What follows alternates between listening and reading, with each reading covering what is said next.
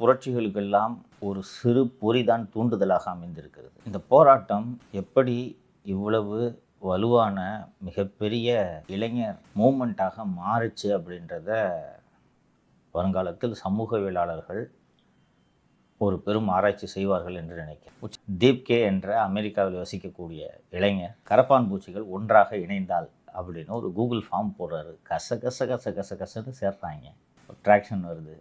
பின்னாளில் தலைமை நீதிபதியே அதற்கு ஒரு தெளிவை கொடுத்தார் என்று நினைக்கிறேன். நான் அப்படிலாம் எல்லாரையும் ஒட்டுமொத்த பேரையும் சொல்லையா அப்படின்லாம் சொல்கிறேன். அதெல்லாம் விட முடிஞ்சு போச்சு கதை என்று நாங்கள் ஃபார்ம் ஆகிட்டோம் என்று அவ்வளோ பேர் அந்த ஆன்லைனில் எல்லோரும் ஒன்றிணைந்த பிறகு அந்த அபிஜித் தீப் கே நான் இந்தியா வருகிறேன், எனக்கு ஒன்றும் அச்சமில்லை, நான் நேராக ஜந்தர் மந்தர் போராட்டம் நடக்கும் இடத்திற்கு நான் நடைப்பயணமாக செல்ல இருக்கிறேன், விமான நிலையத்திலிருந்து வந்து அனைவரும் இணையுங்கள்னு சொன்ன உடனே ஒரு பெரிய பரபரப்பு ஏற்பட்டது.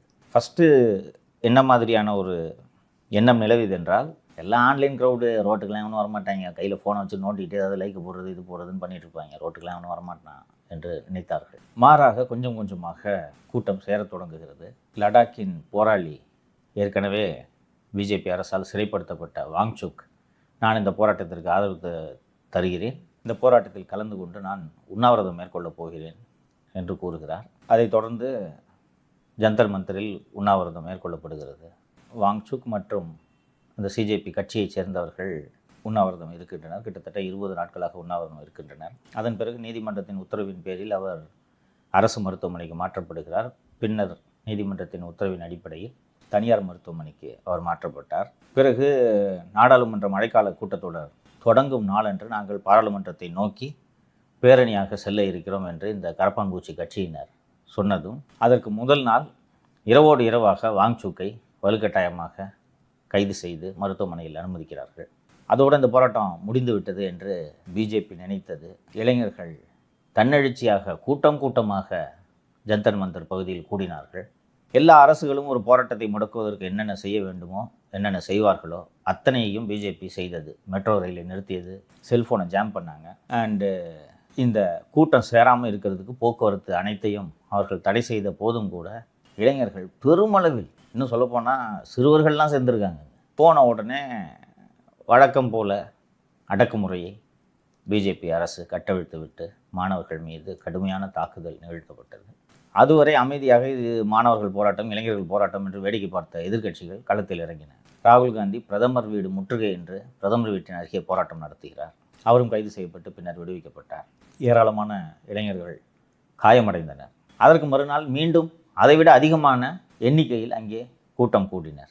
முதல் முறையாக பிஜேபி அரசு ஒரு பின்னடைவை சந்தித்திருக்கிறதோ என்று எனக்கு தோன்றுகிறது. ஏனென்றால் பிஜேபி ஆட்சிக்கு வந்ததே இதே போன்ற ஒரு போராட்டத்தின் காரணமாக. உங்களுக்கெல்லாம் நினைவிற்கான தெரியல, அண்ணா ஹசாரே என்று ஒரு முதியவர் இருந்தார். ஊழலுக்கு எதிரான போராட்டம் என்று அவர் இதே போல் டெல்லியிலே உண்ணாவிரதத்தை தொடங்கிய போது அப்போது உருவான தலைவர்கள் தான் அரவிந்த் கெஜ்ரிவால், கிரண் பேடி போன்றவர்கள். நமது முதல்வர் விஜயும் அந்த போராட்டத்தில் கலந்து கொண்டு மேடையில் நின்று தேசிய கொடியை ஆட்டினார் என்பதை இந்த நேரத்திலே நினைவுபடுத்த விரும்புகிறேன். ஒரு 15-20 ஆண்டுகள் கழித்து அதை பின்னோக்கி பார்க்கும்போது காங்கிரஸை வீழ்த்துவதற்காக ஆர்எஸ்எஸ் பின்னின்று நடத்திய போராட்டம் அது என்பது பின்னால் தெரிய வந்தது. அதற்கு பிறகு அனைவரையும் ஒன்றிணைத்து ஒரு பெரிய போராட்டத்தை நடத்துவதற்கு 2 தருணங்கள் அமைந்தன. ஒன்று, விவசாய சட்டங்களை எதிர்த்து பஞ்சாப், சண்டிகர், உத்தரப்பிரதேசம், மத்திய பிரதேசம், ராஜஸ்தான் போன்ற பகுதிகளில் இருக்கக்கூடிய விவசாயிகள் டெல்லி முற்றுகை என்று நடத்திய அந்த போராட்டம். அது பாராளுமன்றத்தை நோக்கி பேரணி என்று முயன்ற போது வன்முறையில் முடிந்து அந்த போராட்டம் நீர்த்து போனது. ஆனால் அந்த விவசாய சட்டங்களை வெற்றிகரமாக விவசாயிகள் ரத்து செய்ய வைத்தனர். ரொம்ப இன்ட்ரெஸ்டிங்காக இருக்கும் அந்த போராட்டம். பேச்சுவார்த்தை கூப்பிடுவாங்க, அவங்களுக்குலாம் மதியம் நல்ல விருந்துலாம் போடுறோன்னு விவசாயிகள் அவங்களே ரொட்டிலாம் கட்டிட்டு போயிட்டு அங்கேயே காரிடாரில் உட்காந்து சாப்பிட்ருவாங்க. சாப்பிட்டு முடிச்சுவாங்க, பேச்சுவார்த்தைக்கு போகலாம் அப்படின்வாங்க. கடைசியில் பிஜேபி தான் மண்ணை கவ்வியது.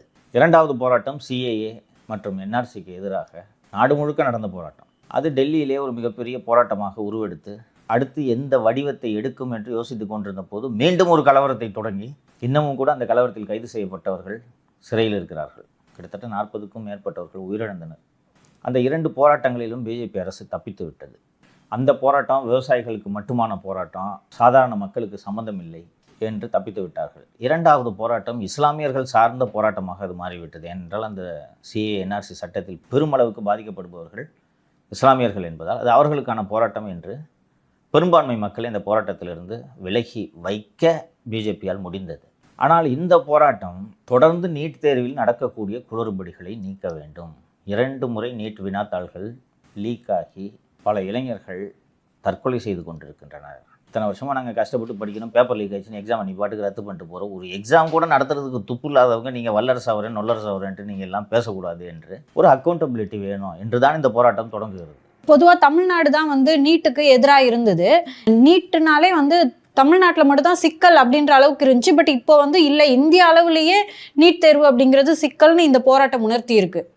இல்லை, அதை சரியாக புரிஞ்சுக்கணும். நம்ம டெல்லியிலே இப்போது போராட்டம் நடத்தி கொண்டிருப்பவர்கள் நீட்டை எதிர்க்கவில்லை. 5-6 வருஷமாக நடக்குதா நீட்டு?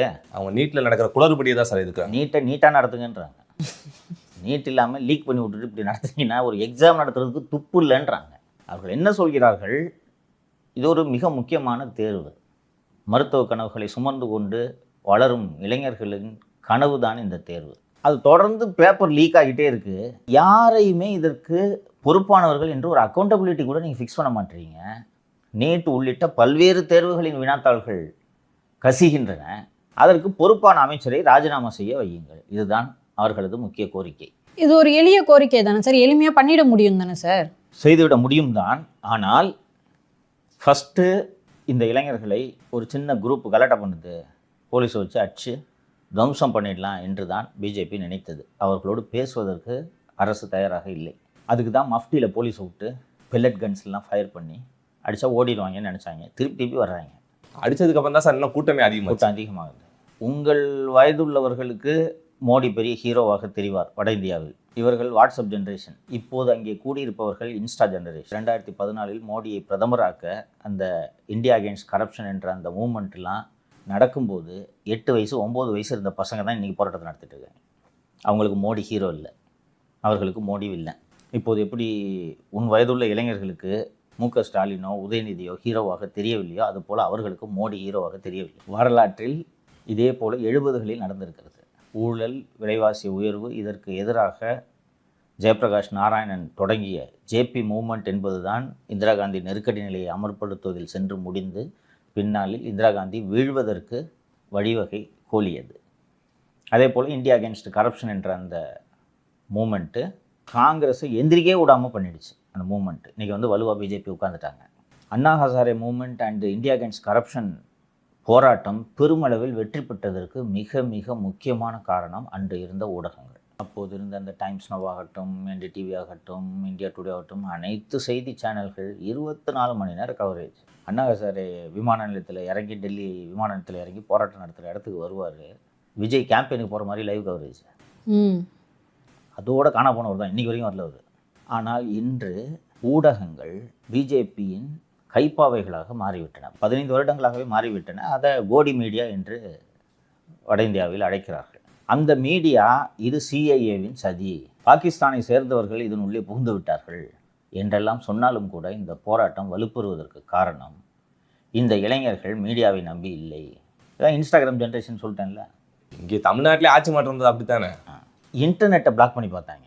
இன்டர்நெட்டே இல்லைனாலும் இன்டர்நெட் இணைப்பு இல்லாமலேயே தகவல் பரிமாற வழிவகை செய்யும் பிட்சாட் போன்ற நவீன தொழில்நுட்பத்தை இந்த இளைஞர்கள் பயன்படுத்துகிறார்கள். ப்ளூடூத் மூலமாக ஒரு இன்ட்ரெஸ்டிங் டெக்னாலஜி ட்விட்டரை உருவாக்கிய ஜாக் டார்சி என்பவர் தான் அதை உருவாக்கியிருக்கிறார். நான் ஒரு மெசேஜ் அனுப்புகிறேன்னா இன்டர்நெட் இல்லாமல் இப்போ இந்த ரூமில் நாம் இருக்கோம். இப்போ நான் பிரசாத்துக்கு அந்த மெசேஜை ப்ளூடூத் மூலமாக அனுப்புகிறேன்.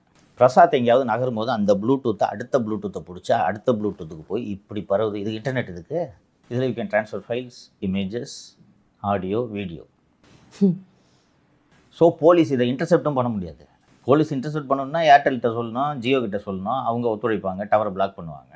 வெறும் ப்ளூடூத்தில் பண்ணால் எதை பிளாக் பண்ணுவீங்க? அண்ட் இந்த மீடியாவை விரட்டி அடிக்கிறாங்க. பாவம் அவங்க ரிப்போர்ட்டர் சம்பளத்துக்கு வேலை செய்கிறவங்க மைக்கு தூக்கிட்டு போனால் தண்ணியை பிடிச்சி அடிக்கிறாங்க, டே ஓடுறா அப்படின்றாங்க. ஸோ இது அடுத்த கட்டமாக எப்படி போகும் என்பதை இப்போது ஊகித்து சொல்ல முடியவில்லை. ஆனால் உலகெங்கும் இது போன்ற எழுச்சிகள் நடந்து ஆட்சி மாற்றத்திற்கு வழிகோலி இருப்பதை நாம் பார்த்திருக்கிறோம். இலங்கையை எடுத்துக்கொள்ளுங்கள், பங்களாதேஷை எடுத்துக்கொள்ளுங்கள், நேபாளத்தை எடுத்துக்கொள்ளுங்கள். இது மாதிரி பல நாடுகளில் இது நடந்திருக்கிறது. அதே போல் நம்ம ஊரில் நடக்கிறதுக்கு இந்திய தலைமை நீதிபதியின் ஒரு வார்த்தை ட்ரிகராக அமைந்திருக்கிறது. ஸோ ரெண்டுக்கும் வித்தியாசத்தை நல்லா புரிஞ்சுக்கணும் மாதிரி, அவர்கள் நீட்டு வினாத்தாள் வெளியானதற்கு ஒரு அமைச்சர் பொறுப்பேற்று ராஜினாமா செய்ய வேண்டும்னு சொல்கிறாங்க. அதுக்கு பிறகு வந்து இந்த போராட்டத்தோட தீவிரத்தை உணர்ந்துட்டு ஒரு மத்திய இணையமைச்சரை போராட்டம் நடத்துகிற இடத்துக்கு, குறிப்பாக ராகுல் காந்தி போராட்டம் நடத்தி கொண்டிருந்த இடத்திற்கு அவரை அனுப்புகிறார்கள். அதற்கு பிறகு மத்திய அமைச்சர் திரு ஜே.பி. நட்டா அவர்களிடம் பேச்சுவார்த்தை நடத்துங்கள் என்று இந்த கரப்பாம்பூச்சி கட்சியைச் சேர்ந்தவர்களை அழைக்கிறார்கள். முதல் முறை பேச்சுவார்த்தைக்கு மத்திய அமைச்சர் ஜே.பி. நட்டா அழைக்கும்போது இந்த கரப்பாம்பூச்சி கட்சியின் பிரதிநிதிகள் அவர் வீட்டுக்கு சென்று நீண்ட நேரம் காத்திருக்கிறார்கள். காத்திருந்து கிட்டத்தட்ட ஒரு 15 நிமிடம் மட்டுமே அந்த பேச்சுவார்த்தை நடந்திருக்கிறது. ஸோ அவர்கள் சரிவர நடத்தப்படவில்லை, காலம் கடத்துவதற்கு தான் இந்த பேச்சுவார்த்தை என்ற தந்திரத்தை கையாள்கிறார்கள் என்பதை புரிந்து கொண்டவர்கள் இப்போது அரசு பேச்சுவார்த்தைக்கு வாருங்கள் என்று கூப்பிடும்போது, நீங்கள் வாருங்கள், நாங்கள் போராட்டம் நடத்தும் இடத்துக்கு என்று சொல்லிவிட்டார். இவங்க கேட்டாங்க, இது என்ன சார் ஒரு எளிய கோரிக்கை தானே என்று. அப்படி அந்த எளிய கோரிக்கையை ஒப்புக்கொண்டால் அரசு பலவீனமான அரசாக தோற்றமளிக்கும் என்று எப்பேற்பட்ட குற்றச்சாட்டுகள் வந்தாலும் சம்மந்தப்பட்ட அமைச்சரை ராஜினாமா செய்ய வைப்பதே இல்லை என்பதில் பிஜேபி பிடிவாதமாக இருக்கிறது.